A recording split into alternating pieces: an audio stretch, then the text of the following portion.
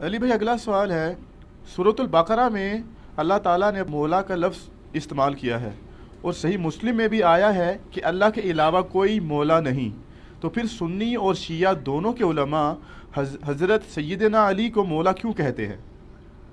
میرے بھائی اس پہ آلریڈی میرا ایک کلپ ہے، اگر آپ یوٹیوب پہ جا کے دیکھیں نا، اللہ مولا اور علی مولا میں فرق۔ یہاں پہ ہمارے جہلم شہر میں بھی بعض جگہ نا وہ ایک ایکس تنظیم تھی، تکفیری پارٹی دیوبند مکتبہ فکر کی، جنہوں نے دیوبندیوں کی کافی بدنامی کروائی، اور میں اکثر کہتا ہوں کہ اگر تبلیغی جماعت نہ ہوتی تو دیوبندیت کی کمر توڑ دی تھی اس جماعت میں، کردم ہو چکی ہے۔ انہوں نے مختلف جو سرکاری بورڈ تھے نا، ہاسپٹل کا بورڈ ہو گیا، تھانوں کے بورڈ لگے ہوتے ہیں روڈ کے کنارے، ان کے اوپر بھی اللہ مولا رات کے وقت نہ آ کے نہ پینٹ پھیر دیا، ہوتا ہے نا وہ سانچہ رکھ کے اوپر پینٹ مارا تو اللہ مولا لکھا گیا۔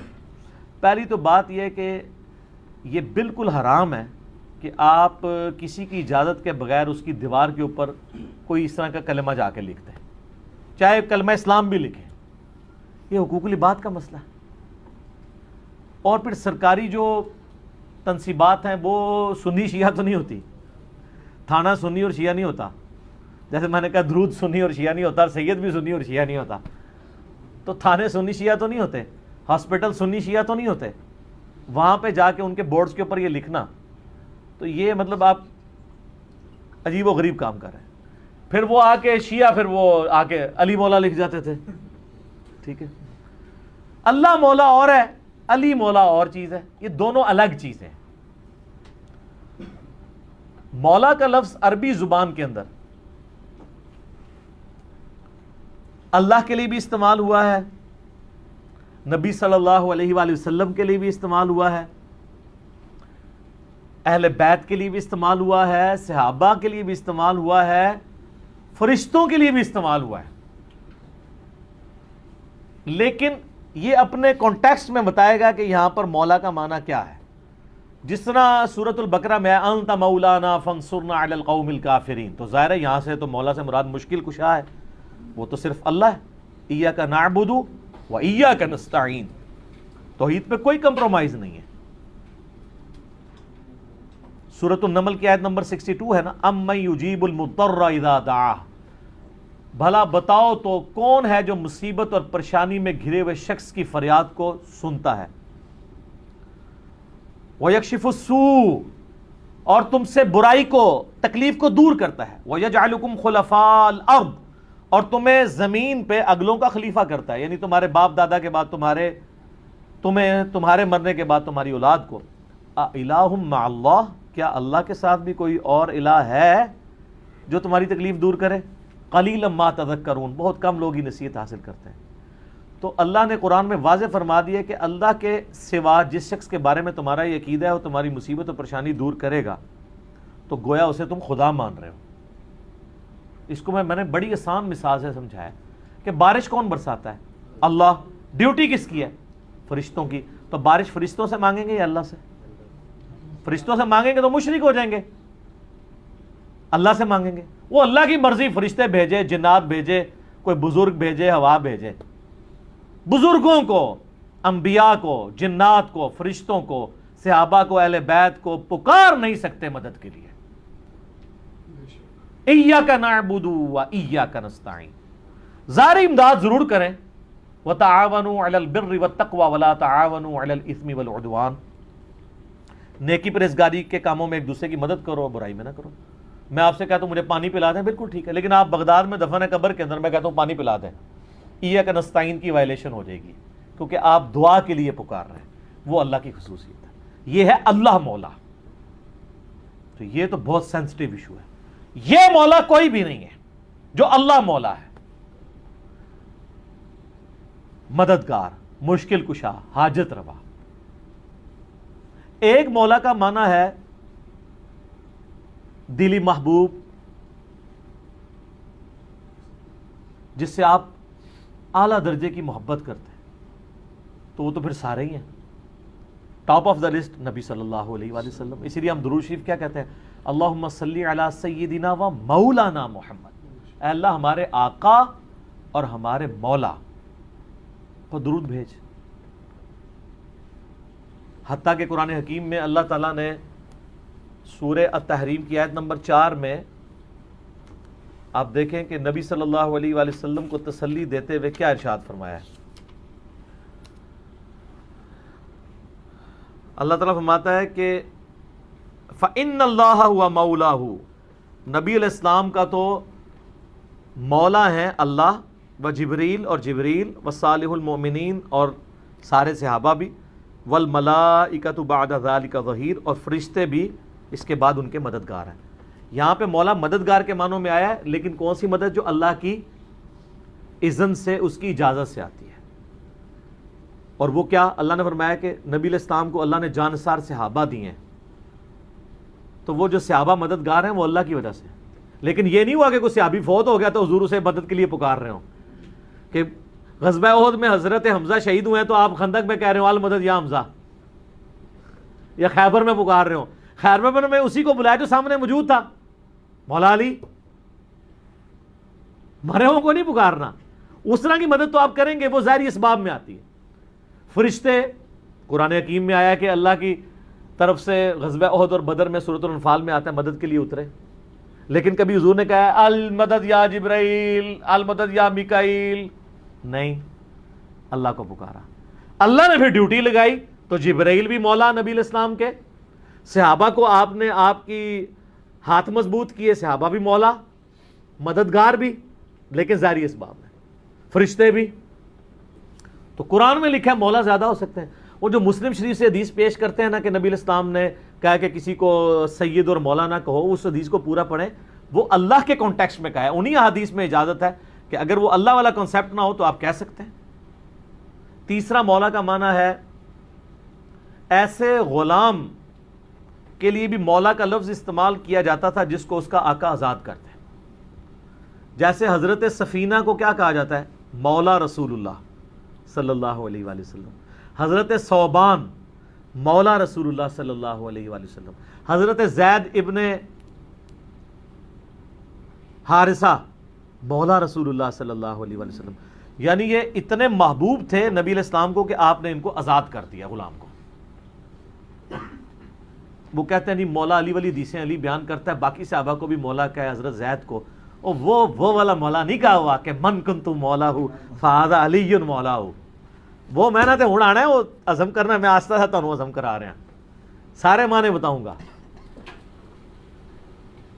وہ جس طرح وہ میاں محمد بخش صاحب کا وہ شعر ہے نا، جس محمد لوکی کلمہ پڑھ دے وہ محمد اور، کیونکہ انہوں نے اپنے شاعری میں نا اپنا نام رکھا ہوا تھا محمد. تو جب وہ شعر آتا تھا تو ادھر بھی کئی لوگ سیف الملوک سن رہے ہوتے ہیں تو محمد آتا ہے تو وہ انگوٹھے بھی چوم رہے ہوتے ہیں، وہ حالانکہ محمد بخش ہے وہ محمد. پھر انہوں نے شعر بھی حالانکہ کہہ کے گیا، ان کو ابھی تک نہیں پتا چلا. تو وہ شعر میں وہ کہتے ہیں جس محمد لوکی کلمہ پڑھ دے وہ محمد اور تے میں محمد اور. تے پائی جی زید ابن جو حارثہ علی مولا اور تے مولا علی علی مولا اور. ٹھیک ہے، صرف الفاظ کے برابر ہونے سے باتیں ایک جیسی نہیں ہو جاتی. تو یہ والا مولا کا لفظ بھی استعمال ہوتا ہے. پھر ایک اور مولا ہے، اور وہ ہے پشت پناہ کے، آقا کے، سرپرست کے. یہ والا جو معنی ہے نا، یہ سب سے پہلے جس پہ فٹ ہوتا ہے نا وہ ہمارے امام اعظم محمد رسول اللہ ہے صلی اللہ علیہ وآلہ وسلم. قرآن میں ہے سورہ الاحزاب کی آیت نمبر 6 میں، النبی اولا بالمؤمنین من انفسہم وازواجہ امہاتہم. نبی علیہ السلام اولا ہیں، مومنین کی جانوں پر ان سے بڑھ کر حق رکھتے ہیں، مومنین کے سرپرست ہیں، اور نبی کی بیویاں امت کی مائیں ہیں. تو سرپرستی کے معنوں میں، آقا کے معنوں میں مولا نبی صلی اللہ علیہ وآلہ وسلم پہلے نمبر پہ.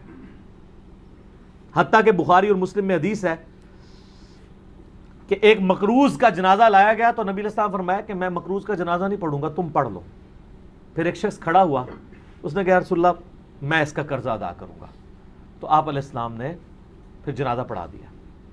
اسی حدیث میں آگے آتا ہے وہ صحابی کہتے ہیں کہ جب نبی علیہ السلام کو اللہ نے مالی طور پر وسعت دی غزوہ خیبر کے بعد، اس کے بعد اگر کسی کا جنازہ آتا تھا نا تو آپ علیہ السلام یہی آیت تلاوت کرتے تھے، النبی اولا بالمؤمنین من انفسہم، اور پھر آپ کہتے تھے میں سب سے بڑھ کر سرپرست ہوں، اس مکروز کا جنازہ، اس کا جنازہ پڑھنے سے پہلے قرضہ میں اتاروں گا۔ پیچھے سرپرستوں کا کام ہے نا اتاریں ورثاء کا، تو آپ فرماتے تھے یہ جو فوت ہوا ہے اب یہ میرے بچوں کی جگہ ہے، میں مال غنیمت سے اس کا قرضہ اتاروں گا۔ تو اس بخاری مسلم کی حدیث کے تحت نبی علیہ السلام اپنے آپ کو سرپرست کہتے تھے باقیوں کا۔ تو یہ جو پھر آیت ہوئی النبی اولا بالمؤمنین من انفسہم، اس کا مطلب کیا ہوا؟ نبی علیہ السلام آقا ہیں، سرپرست ہیں یا ولی ہیں، شیعہ ولی کا لفظ استعمال کر لیتے ہیں سارے مومنین کے۔ یہ آپ نے یاد رکھنا ہے، بھولنا نہیں ہے، کیونکہ میں آپ کو اب اگلی بات بتانے لگا ہوں کہ نبی علیہ السلام کے بعد پھر اس امت میں جس کو مولا کا لقب ملا ہے نا ان معنوں میں، وہ مولا علی ہیں رضی اللہ تعالیٰ عنہ وعلیہ السلام وکرم اللہ وجہ الکریم۔ اور وہ غدیر خم کی حدیث ہے، صحیح مسلم میں اوپر تلے 4 حدیث ہیں، 6225 سے 6228 تک۔ نبی علیہ السلام نے حجۃ الوداع سے واپسی پہ مکے اور مدینے کے درمیان خم نامی گاؤں میں خطبہ دیتے ہوئے فرمایا، اے لوگو آگاہ ہو جاؤ، میں بھی ایک انسان ہوں، قریب ہے کہ اللہ کا قاصد یعنی موت کا فرشتہ آئے اور میں اس کی دعوت قبول کر لوں۔ میں اپنے بعد تم میں 2 بھاری چیزیں چھوڑ کے جا رہا ہوں، ان میں سے پہلی بھاری چیز اللہ کی کتاب ہے، اس میں ہدایت ہے، اس میں نور ہے۔ اللہ کی کتاب اللہ کی رسی ہے، تم اسے پکڑو، اپنا تعلق اس کے ساتھ مضبوط کرو، جو اسے پکڑے گا وہ ہدایت پہ ہوگا، جو چھوڑ دے گا گمراہ ہو جائے گا۔ اور دوسری بھاری چیز میرے اہل بیت ہیں، میں اپنے اہل بیت کے معاملے میں تمہیں اللہ کا خوف دلاتا ہوں، میں اپنے اہل بیت کے معاملے میں تمہیں اللہ کا خوف دلاتا ہوں، میں اپنے اہل بیت کے معاملے میں تمہیں اللہ کا خوف دلاتا ہوں۔ 3 دفعہ نبی علیہ السلام نے فرمایا۔ اس لیے آپ صحیح مسلم میں حدیث 6225 سے 8 تک 4 حدیث کے اوپر باب پتہ کیا ہے؟ فضائل مولا علی، حالانکہ اس میں مولا علی کا کوئی نام ہی نہیں ہے۔ وہ اس لیے کہ مسلم شریف جب جن لوگوں نے اس کے اوپر تبویب کی، باب باندھے، امام نووی کو پتہ تھا یہ کس موقع پہ آپ علیہ السلام نے فرمایا ہے، وہاں کون تھا، وہ آپ کو ڈیٹیل حدیث پھر ملے گی جامعہ ترمذی میں، اس کا ایک حصہ ڈیٹیل پوری ملے گی سنن نسائی الکبریٰ کے اندر، المستدرک للحاکم کے اندر، مسند امام احمد میں، اور مشکات میں بھی آپ کو 30 جلد میں ملے گا کہ نبی علیہ السلام نے اس موقع پہ جب یہ فرمایا نا تو آپ علیہ السلام نے مولا علی کو بلا کے اپنے ساتھ کھڑا کر کے اپنا ہاتھ ان کے ہاتھ کے اوپر رکھ کے یوں صحابہ میں بلند کر کے کہا، من کنت مولاہ فہذا علی مولاہ۔ اور اس سے پہلے آپ علیہ السلام نے سورہ احزاب کی آیت نمبر 6 تلاوت کی، النبی اولا بالمؤمنین من انفسہم، نبی سرپرست ہیں، حق رکھتے ہیں جانوں سے بھی بڑھ کے امتیوں کے اوپر۔ کیوں؟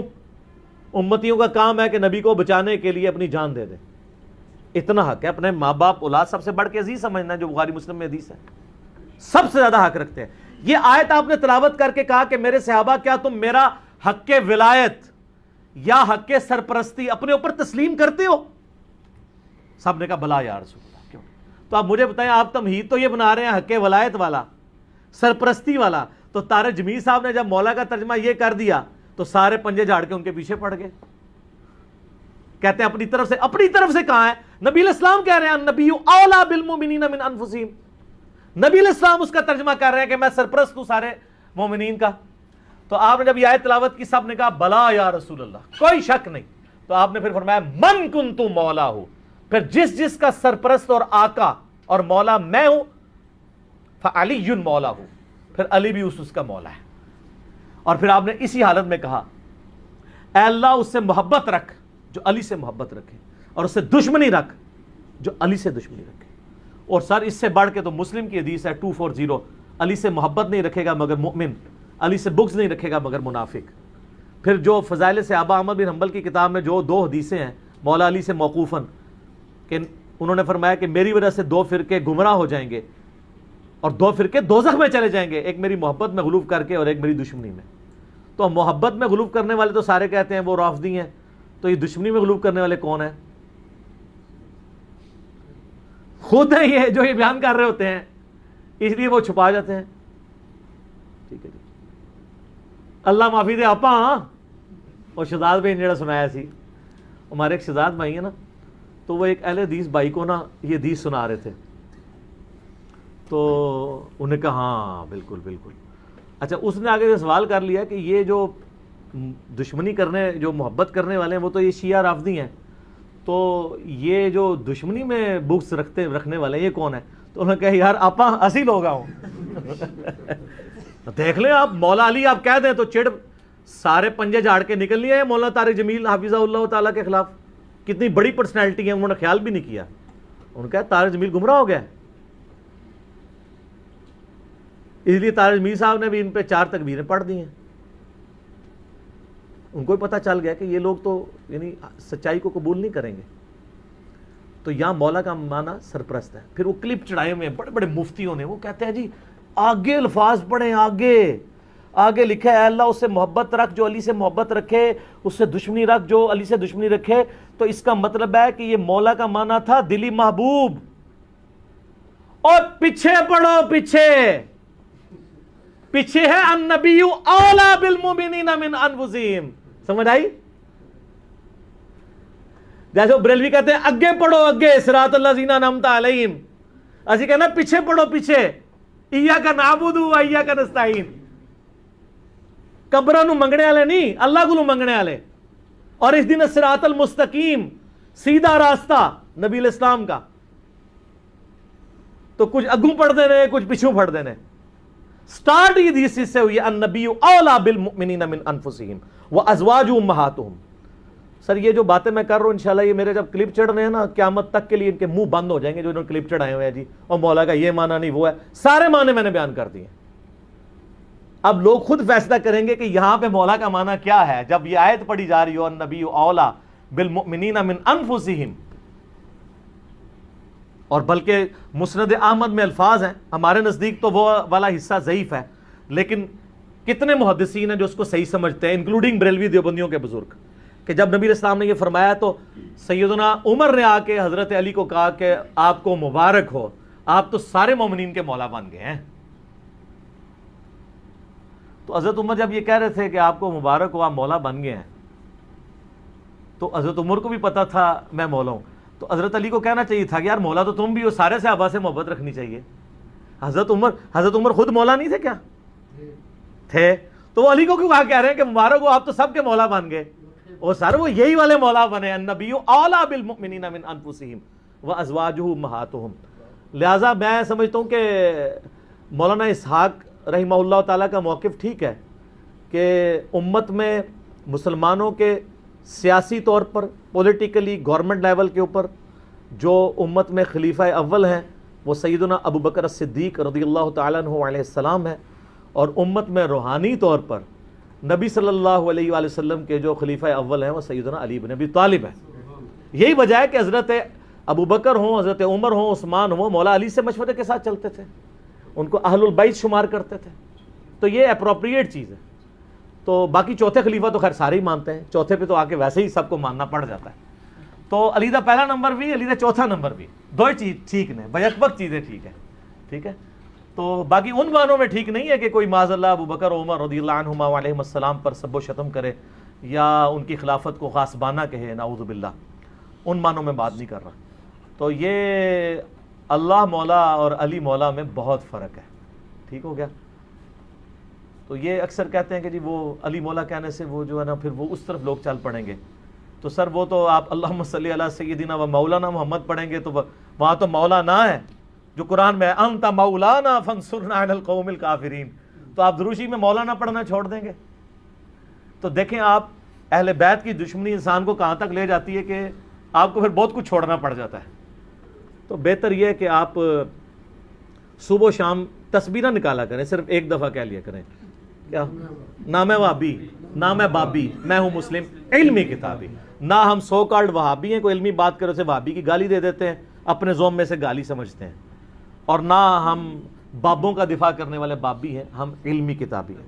تو مولا علی ہمارے مولا ہیں جی اور انشاءاللہ ہمیں قیامت والے دن مولا علی کے ساتھ ہماری دعا ہے اللہ تعالی ہمیں ان کے ساتھ محشور فرمائے اہل بیت کے ساتھ محشور کرے اور مولا علی کے دشمنوں کو، ان سے بغض رکھنے والوں کو آل امیہ کے ساتھ معشور کرے، جن کی وہ طرفداری کر رہے ہوتے ہیں، ٹھیک ہے، تاکہ ان کو کہتے ہیں بیان نہیں. وہ ایک اہل حدیث عالم مجھے کہنے لگے کہ یار وہ کٹر ناس بھی تھے، پھر بعد میں جب وہ چینج ہوئے 60+ ایج ہے، کہتے ہیں میں نے جمعہ پڑھایا تو میرے ماموں بھی تھے جو اہل حدیث عالم تھے. یہ اہل حدیث کا حال ہے. دیوبندی بریلوی تو بیچارے بالکل ہی گئے گزرے ہوتے ہیں علمی طور پہ، پھر بھی اہل حدیث کی اپروچ پھر بھی علمی ہے، قرآن و حدیث سے شغف ہوتا ہے.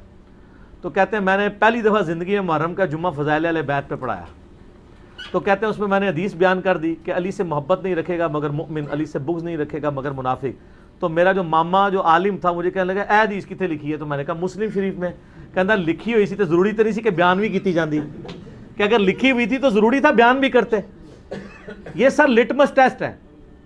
کسی جو کہتا ہے نا مجھے اہل بیت سے بڑی عقیدت ہے، نہیں ہم صحابہ کا بھی احترام کرتے ہیں اہل بیت کا، آپ اس کو ایک میسج کر دیں علی سے محبت نہیں رکھے گا مگر مومن، علی سے بغض نہیں رکھے گا مگر منافق، تو آپ اس کے رسپانس سے چیک کر لیجئے گا وہ کتنی محبت کرتا ہے. لیکن یہی آپ جعلی حدیث بنا لیں کہ ابو بکر عمر عثمان سے مومن ہی محبت رکھے گا اور اس سے دشمنی منافق ہی رکھے گا، آپ کو کچھ بھی نہیں کوئی کرے گا. آپ کسی اہل حدیث کی مسجد میں یہ وائٹ بورڈ پہ حدیث لکھ کے لگا دیں علی سے محبت نہیں رکھے گا مگر مومن، علی سے بغض نہیں رکھے گا مگر منافق، تو آپ دیکھیے گا پھر شام تک وہاں پہ گڑبڑ شروع ہو جائے گی. یہ کوئی شیعہ لکھ گیا. اور حضرت ابو بکر کے لیے جعلی بنا کے لکھ دیں، کوئی تکلیف ہی نہیں ہوگی. آپ کو میں بتا رہا ہوں مینٹالٹی کیسے بنائی گئی ہے. تو جب جو بیماری ہوتی ہے نا اسی کا علاج ہوتا ہے. مجھے کہتے ہیں آئے دن ہر لیکچر میں رفع الیدین کا ذکر کرتا ہے، کبھی سورہ فاتحہ کی کوئی تلاوت کر دیا کرے، کوئی اتحیات سنا دیا کرے. بھئی جس میں مصیبت پڑی ہوئی ہے اسی کا ذکر کروں گا نا. فاتحہ تو پڑھ رہے ہیں، اتحیات بھی پڑھ رہے ہیں، چھوڑا رفع الیدین ہوا ہے تو میں رفع الیدین پہ زور دوں گا نا. یہاں پہ بھی سنیوں نے جو چھوڑا ہوا ہے میں نے اسی کے اوپر ہی زور دینا ہے نا. حضرت ابو بکر عمر عثمان سے تو کوئی سنی بغض نہیں رکھتا. مسئلہ یہاں پہ ہے. وہ کہتے ہیں ہم انکاری تو نہیں حضرت علی کی شانوں کے، ہم کہتے ہیں انکاری کا مسئلہ نہیں ہے، آپ اقراری نہیں ہیں. ہم کب کہہ رہے ہیں آپ انکاری ہیں؟ جتنے شد و مت سے آپ باقیوں کے لیے اقرار کرتے ہیں مولا علی کے لیے بھی کریں، ان کے اوپر بھی کانفرنسز کروائیں. آپ تو محرم کے 4 جمعے جو ہیں شیعہ کے خلاف پڑھا جاتے ہیں، اہل بیت کے فضائل کا ذکر ہی نہیں کرتے، اور جو زیادہ ذرا بدبخت ہیں وہ فضائل یزید پہ پڑھا دیتے ہیں. تو پھر اہل بیت کی باری کب آئے گی؟ خود آپ نے ان کو ان کے کھاتے میں ڈال دیا ہوا ہے. خیر اللہ کا شکر ہے اب تو میں یعنی سیٹسفائی ہوں. اتنا کچھ کام یوٹیوب حفظہ اللہ تعالی اور گوگل دامت برکاتہم عالیہ اور فیس بک مدہ ذلہ اور آیت اللہ واٹس ایپ اللہ کی نشانیوں میں سے ایک نشانی ہے سر. واٹس ایپ بہت بڑی نشانی ہے. سیکنڈز میں لاکھوں لوگوں تک آپ کا میسج پہنچتا ہے. تو ان 4 حق 4 یار یہ جو اللہ نے دیے ہیں ہمیں، گوگل، یوٹیوب، فیس بک، واٹس ایپ، یہ اللہ نے جو ہمیں دیے ہیں نا جی، اس کے ذریعے اللہ کا شکر ہے کہ ساری گمراہیوں کا خاتمہ ہو رہا ہے الحمدللہ. ٹھیک ہو گیا.